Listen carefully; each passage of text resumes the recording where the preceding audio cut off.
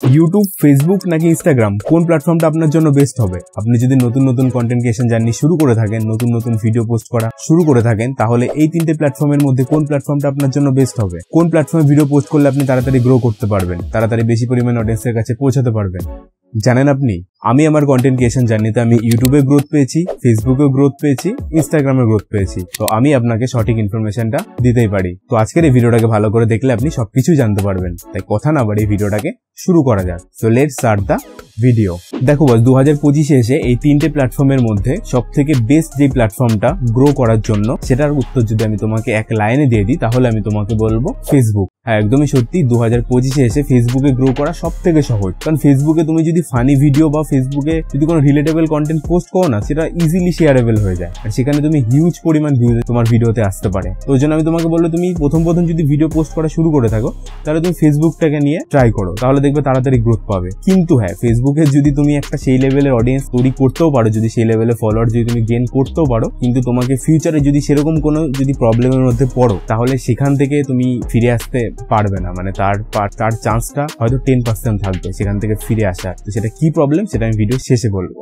তো ফেসবুকের পর আমি যদি তোমাকে বলি, তাহলে আমি তোমাকে বলবো যে তুমি ইনস্টাগ্রাম রিলসটাকে ট্রাই করে দেখো। ইনস্টাগ্রাম রিলস হিউজ পরিমাণে পুশ করছে ইনস্টাগ্রাম, তো সেখানেও তুমি তাড়াতাড়ি গ্রোথ পেতে পারো। আর ইউটিউব তো রয়েছে, ইউটিউব শর্টসেও তুমি ভিডিও পোস্ট করো, ইজিলি গ্রোথ পাবে। তবে যে কোনো প্ল্যাটফর্মে গ্রো করার জন্য তোমার কন্টেন্ট ভালো হওয়া কিন্তু দরকার। মানে এটা একদম ডার্ক সিক্রেট, এটা তোমাকে মানতেই হবে। তুমি তোমার কন্টেন্ট ভালো রাখো, তুমি যে কোনো প্ল্যাটফর্মে গ্রো করতে পারো। কিন্তু এটা ছাড়াও আমি যদি তোমাকে বলি, তুমি নতুন নতুন কন্টেন্ট ক্রিয়েশন জার্নি শুরু করে থাকো, তাহলে তুমি ফেসবুকটা নিয়ে খাটো, তাহলে দেখবে তুমি ফেসবুকতে ভালো পরিমাণে গ্রো করতে পারবে, তাড়াতাড়ি গ্রো করতে পারে। আর ইনস্টাগ্রাম রিলসে তুমি ভিডিও পোস্ট করো, সেখানেও গ্রো করতে পারবে। আর ইউটিউব শর্টসটাকে তুমি ইউজ করো, সেখানেও তুমি গ্রো করতে পারো। তো এই তিনটে প্ল্যাটফর্মের মধ্যে সব থেকে বেস্ট আমি যদি তোমাকে বলি যে কোন প্ল্যাটফর্মটা সব থেকে বেশি ভালো, আমি যেটা মানি, তাহলে আমি তোমাকে বলবো ইউটিউব। হ্যাঁ, একদমই সত্যি, ইউটিউবটা হচ্ছে সব থেকে বেস্ট আমি তোমাকে বলবো। কারণ ইউটিউবের মানে সবকিছুই ভালো। সেখানে মানে তুমি আর তোমার যদি একটা বেশি পরিমাণে সাবস্ক্রাইবার হয়ে যায়, তুমি যদি ভালো কন্টেন্ট ক্রিয়েট করো না, তুমি যখন রাস্তা দিয়ে যাবে, অন্য কেউ তোমাকে দেখে বলবে, দেখ ওদের একটা ইউটিউবার যাচ্ছে,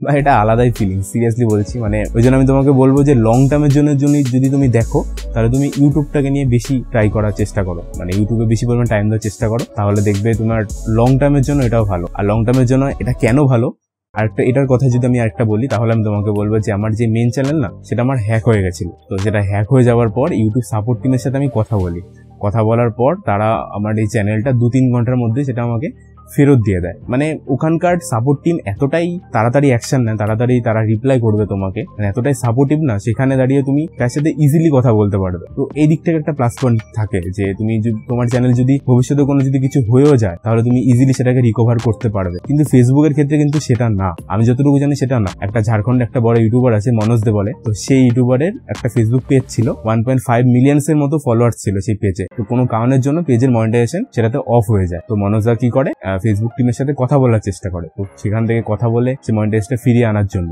কিন্তু কোনো লাভ হয় না। তারা মানে সেরকম ভাবে মানে মানতে নারাজ, যে তারা বলেছে তুমি ভুল করেছো বা কিছু করেছো, তারা মানে ফেরত দেবে না, এমন একটা ব্যাপার হয়ে গেছে। তো ফেসবুকের সেই সাপোর্ট টিমটা এআই সেটাকে হ্যান্ডেল করে, কিন্তু ইউটিউবের যে সাপোর্ট টিমটা না, সেটা আই থিঙ্ক হিউম্যান ভেরিফিকেশন করে বা হিউম্যান কথা বলে। তো জন্য আমি তোমাকে বলবো যে লং টার্মের জন্য, কারণ এরকম সিচুয়েশন কার কখন কি চলে আসে সেটা বলা মুশকিল। আমার ক্ষেত্রে যে ইউটিউব চ্যানেল যে হ্যাক হয়ে যাবে, এটা আমি কোনোদিনও ভাবতে পারিনি, বাট এটা হয়েছে। কিন্তু ইউটিউব সাপোর্ট টিম আমাকে খুব হেল্প করেছে, তারা আমাকে মানে কি বলবো, মানে খুবই সাপোর্ট করেছে। মানে তাদের সাথে কথা বলে হেল্পফুল হয়েছি, তো তারা আমাকে ইজিলি আমার চ্যানেলটাকে ফেরত দিয়ে দিয়েছে। তো ওই জন্য আমি তোমাদের বলবো, লং টার্মের জন্য তুমি যদি একটা সোশ্যাল মিডিয়া প্ল্যাটফর্ম গ্রো করতে চাও, তাহলে তুমি ইউটিউবটাকে ফার্স্ট প্রায়োরিটি রাখো। ইউটিউবটাকে ফার্স্ট প্রায়োরিটি রেখে তারপরে তুমি ইনস্টাগ্রাম বা ফেসবুকের এতে ভিডিও পোস্ট করো।